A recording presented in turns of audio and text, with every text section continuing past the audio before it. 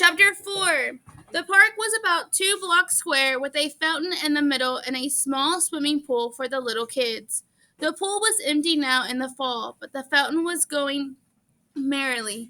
Tall elm trees made the park shadowy and dark, and it would have been a good hangout, but we preferred our vacant lot, and the shepherd outfit liked the alleys down the tracks, so the park was left to lovers and little kids. Nobody was around at 2:30 in the morning, and it was a good place to relax and cool off. I couldn't have gotten much cooler without turning into a popsicle. Johnny snapped up his jean jacket and flipped up the collar. "Ain't you about to freeze to death, Pony?" "You ain't a whoopin'," I said, rubbing my bare arms between drags on my cigarette. I started to say something about the film of ice developing on the outer edges of the fountain when a sudden blast from a car horn made us both jump. The blue Mustang was circling the park slowly. Johnny swore under his breath, and I muttered, "What do they want? This is our territory. What are the Socias doing this far east?" Johnny shook his head. "I don't know, but I bet they're looking for us. We picked up their girls." "Oh, glory," I said with a groan. "This is all I need to top off a perfect night."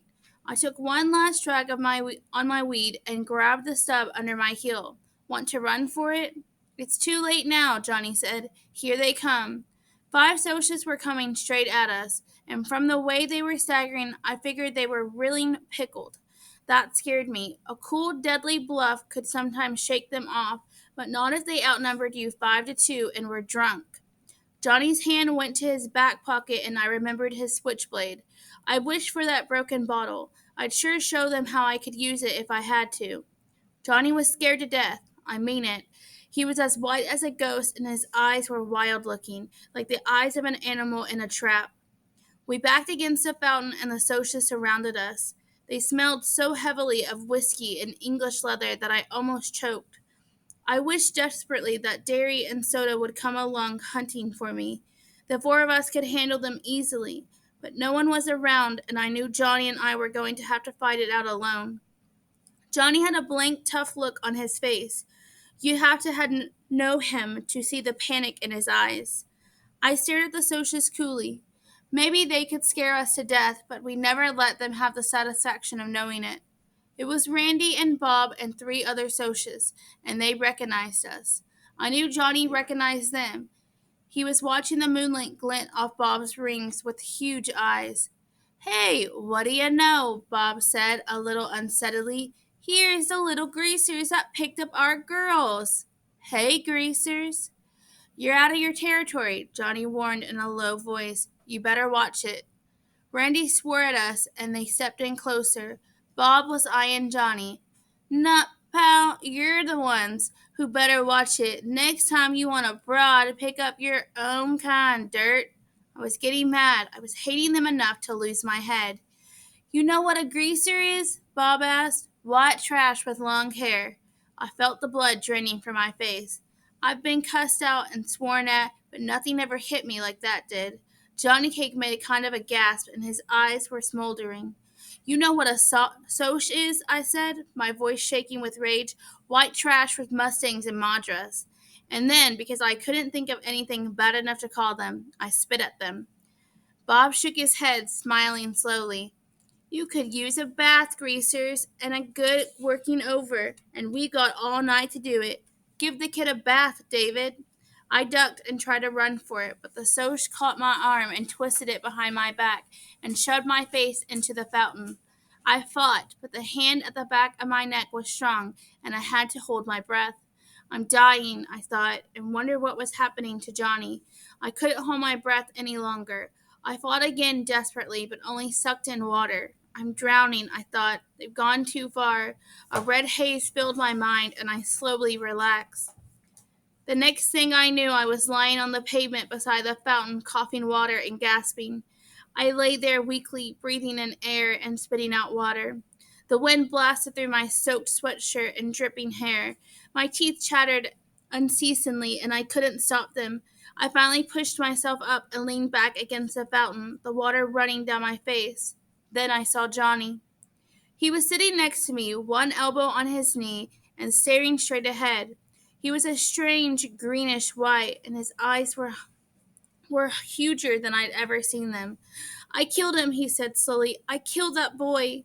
Bob, the handsome Soch, was lying there in the moonlight, doubled up and still. A dark pool was growing from him, spreading slowly over the blue-white cement. I looked at Johnny's hand. He was clutching his switchblade, and it was dark to the hilt. My stomach gave a violent jump, and my blood turned icy. Johnny, I managed to say, fighting the dizziness. I think I'm going to be sick. Go ahead, he said in the same steady voice. I won't look at you. I turned my head and was quietly sick for a minute. Then I leaned back and closed my eyes so I wouldn't see Bob lying there. This can't be happening. This can't be happening. This can't be. You really killed him, huh, Johnny? Yeah, his voice quavered slightly. I had to. They were drowning you, Pony. They might have killed you. And they had a blade. They were going to beat me up. Like, I swallowed. Like they did before? Johnny was quiet for a minute. Yeah, he said, like they did before. Johnny told me what had happened. They ran when I stabbed him. They all ran. A panic was rising in me as I listened to Johnny's quiet voice go on and on. Johnny, I nearly screamed. What are we going to do? They put you in the electric chair for killing people. I was shaking. I want a cigarette. I want a cigarette. I want a cigarette. We had smoked our last pack. I'm scared, Johnny. What are we going to do? Johnny jumped up and dragged me up by the sweatshirt. He shook me. Calm down, Pony. Get a hold of yourself. I hadn't realized I was screaming. I shook loose. Okay, I said. I'm okay now. Johnny looked around, slapping his pockets nervously. We gotta get out of here. Get somewhere. Run away. The police will be here soon. I was trembling, and it wasn't all from cold. But Johnny, except for the fact that his hands were twitching, looked as cool as Derry ever had. We'll need money, and maybe a gun, and a plan. Money? Maybe a gun? A plan? Where in the world will we get these things? Dally, Johnny said with finality. Dally'll get us out of here. I heaved a sigh. Why hadn't I thought of that? But I never thought of anything. Dallas Winston could do anything. Where can we find him? I think at Buck Merrill's place. There's a party over there tonight. Dally said something about it this afternoon. Buck Merrill and Dally's rodeo partner. He was the one who got Dally the job as a jockey for the Slash J Buck, raced a few quarter horses, and made most of his money on fixed races and a little bootlegging. I was under strict orders from both Derry and Soda not to get caught within 10 miles of his place, which was dandy with me. I didn't like Buck Merrill. He was a tall, lanky cowboy with blonde hair and buck teeth. Or he used to be a buck-toothed before he had the front two knocked out in a fight. He was out of it. He dug Hank Williams. How gross can you get? Buck answered the door when we knocked, and a roar of cheap music came with him. The clinking of glasses, loud, rough laughter, and female giggles, and Hank Williams. It scraped on my raw nerves like sandpaper. A can of beer in one hand, Buck glared down at us. What do you want? Dally, Johnny gulped, looking back over his shoulder. We gotta see Dally. He's busy, Buck snapped, and someone in his living room yelled, aha! And then yee-haw! And the sound of it almost made my nerves snap. Tell him it's Pony and Johnny, I commanded. I knew Buck, and the only way you could get anything from him was to bully him. I guess that's why Dallas could handle him so easily, although Buck was in his mid-20s and Dally was 17. He'll come. Buck glared at me for a second, then stumbled off. He was pretty well crocked, which made me apprehensive. If Dally was drunk and in a dangerous mood. He appeared in a few minutes, clad only in a pair of low-cut blue jeans, scratching the hair on his chest. He was sober enough, and that surprised me. Maybe he hadn't been there long. Okay, kids, what do you need from me? As Johnny told him the story, I studied Dally, trying to figure out what there was about this tough-looking hood that a girl like Cherry Valance could love. Tow-headed and shifty-eyed, Dally was anything but handsome. Yet in his hard face there was character, pride, and a savage defiance of the world. He could never love Cherry Valance back. It would be a miracle if Dally loved anything. The fight for self-preservation had hardened him beyond caring. He didn't bat an eye when Johnny told him what had happened, only grinned and said, "Good for you," when Johnny told how he had knifed the Soch. Finally, Johnny finished. We figured you could get us out. if anyone could. I'm sorry we got you away from the party. Oh, shoot, kid. Dally glanced contemptuously over his shoulder. I was in the bedroom. He suddenly stared at me. Glory, but your ears can get red, pony boy. I was remembering what usually went on in the bedrooms at Buck's parties. Then Dally grinned in amused realization. It wasn't anything like that, kid. I was asleep, or trying to be, with all this racket. Hank Williams. He rolled his eyes and added a few adjectives after Hank Williams. Me and Shepard had a run-in, and I cracked some ribs. I just needed a place to lay over. He rubbed his side ruefully. Old Tim sure can pack a punch. He won't be able to see out of one eye for a week. He looked us over and sighed. Well, wait a second, and I'll see what I can do about this mess. Then he took a good look at me. Ponyboy, are you wet? Yes, I stammered through chattering teeth. Glory, hallelujah! He opened the screen door and pulled me in, motioning for Johnny to follow. You'll die of pneumonia before the cops ever get you. He half dragged me into an empty bedroom, swearing at me all the way. Get that sweatshirt off. He threw a towel at me. Dry off and wait here. At least Johnny's got his jean jacket. You ought to know better than run away in just a sweatshirt and a wet one at that. Don't you ever use your head? He sounded so much like Derry that I stared at him. He didn't notice and left us sitting on the bed. Johnny lay back on it. Wish I had me a weed. Remember, weed is a cigarette here. My knees were shaking as I finished drying off, sitting there in my jeans. Dally appeared after a minute. He carefully shut the door. Here, he handed us a gun and a roll of bills. The gun's loaded. For Pete's sake, Johnny, don't point that thing at me. Here's $50. That's all I could get out of Merrill tonight. He's blowing his loot from the last race. You might have thought it was Dally who fixed those races for Buck, being a jockey and all, but it wasn't. The last guy to suggest it lost 3 teeth. It's the truth. Dally rode the ponies, honestly, and did his best to win. It was the only thing Dally did honestly. Pony, do Derry and Soda Pop know about this? I shook my head. Dally sighed. Boy, howdy, I ain't itching to be the one to tell Derry and get my head busted. Then don't tell him, I said. I hated to worry Soda Pop and would have liked to let him know I had gotten this far okay, but I didn't care if Derry worried himself gray-headed. I was too tired to tell myself I was being mean and unreasonable. I convinced myself it wouldn't be fair to make Dally tell him. Derry would beat him to death for giving us the money and the gun and getting us out of town. Here, Dally handed me a shirt about 60 million sizes too big. It's Buck's. You and him ain't exactly the same size, but it's dry. He handed me his worn brown leather jacket with a yellow sheep's wool lining. It'll get cold where you're going, but you can't risk being loaded down with blankets. I started buttoning up the shirt. It about swallowed me. Hop the 3:15 freight to Windricksville, Dally instructed. There's an old abandoned church on top of J Mountain.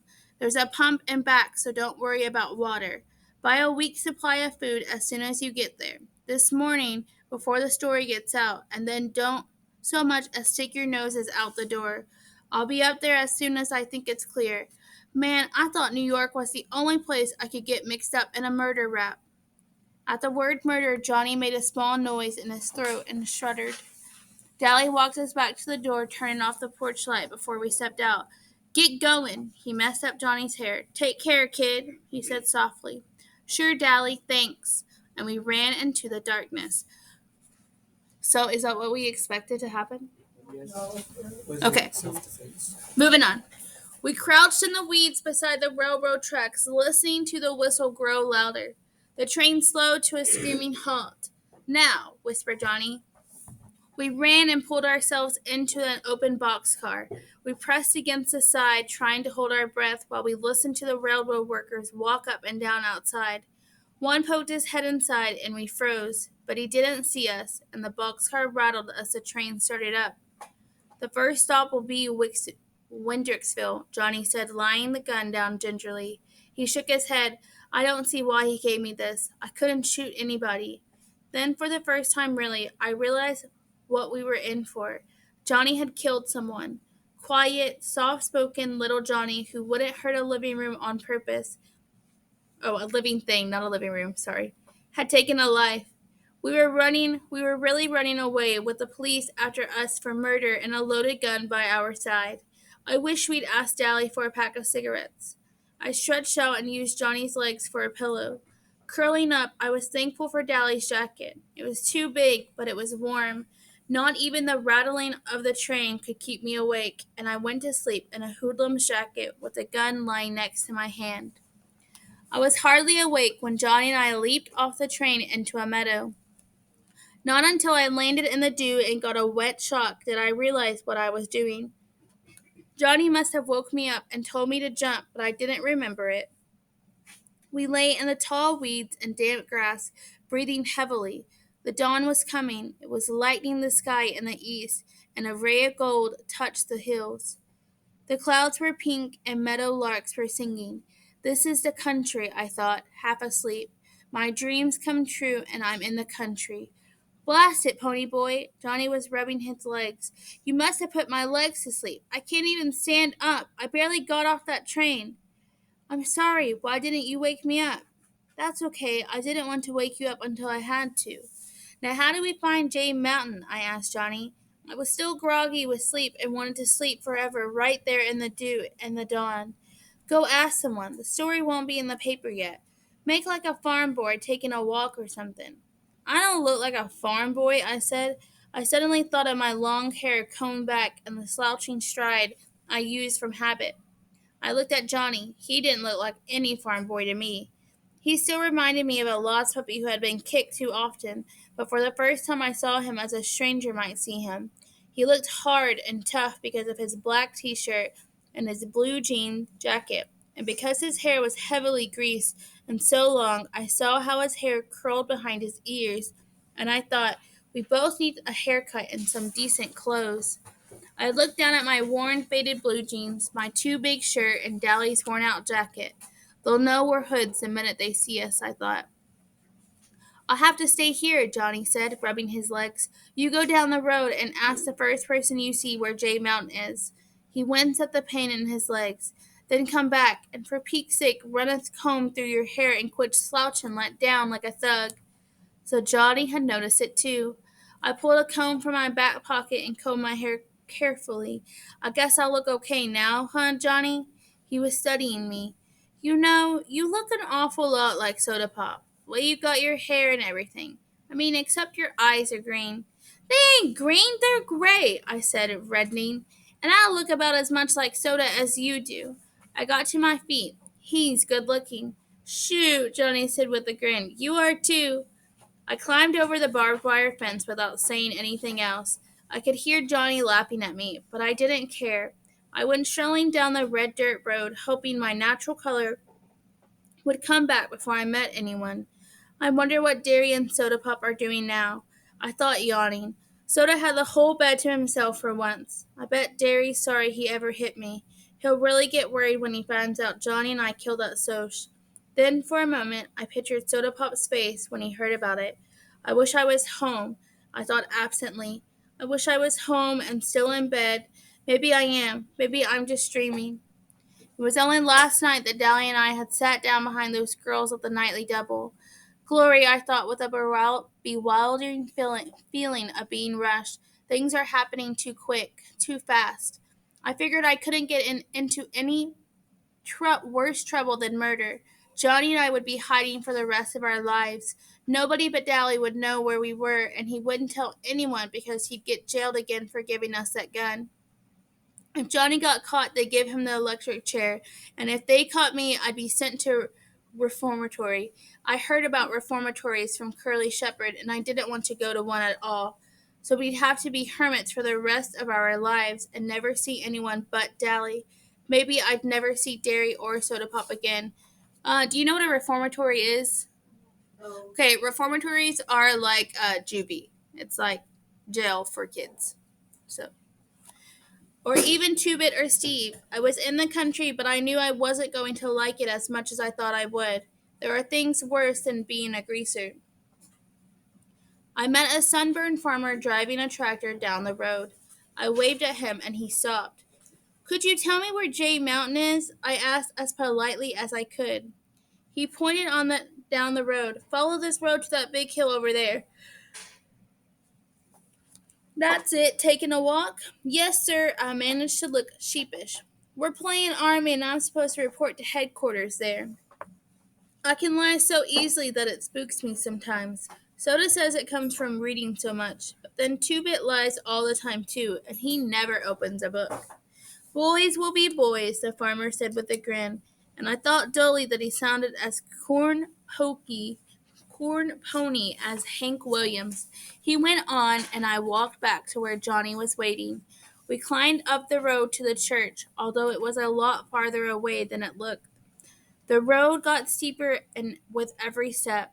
I was feeling kind of drunk. I always do when I get too sleepy, and my legs got heavier and heavier. I guess Johnny was sleepier than I was, and he had stayed awake on the train to make sure we got off at the right place. It took us about 45 minutes to get there. We climbed in a back window. It was a small church, real old and spooky and spider webby. It gave me the creeps. I'd been in church before. I used to go all the time, even after Mom and Dad were gone. Then one Sunday I talked Soda into coming with Johnny and me. He didn't want to come unless Steve did, and Two-Bit decided he might as well come too. Dally was sleeping over a hangover, and Derry was working. When Johnny and I went, we sat in the back, trying to get something out of the sermon and avoiding the people, because we weren't dressed so sharp most of the time. Nobody seemed to mind, and Johnny and I really liked to go. But that day, well, Soda can't sit still long enough to enjoy a movie, much less a sermon. It wasn't long before he and Steve and Two-Bit were throwing paper wads at each other and clowning around. And finally Steve dropped a hymn book with a bang, accidentally, of course. Everyone in the place turned around to look at us, and Johnny and I nearly crawled under the pews. And then Two-Bit waved at them. I hadn't been to church since. But this church gave me kind of a creepy feeling. What do you call it? A premonition? I flopped down on the floor and immediately decided not to do any more flopping. That floor was stone and hard. Johnny stretched out beside me, resting his head on his arm. I started to say something to him, but I went to sleep before I could get the words out of my mouth. But Johnny didn't notice. He was asleep too. Okay,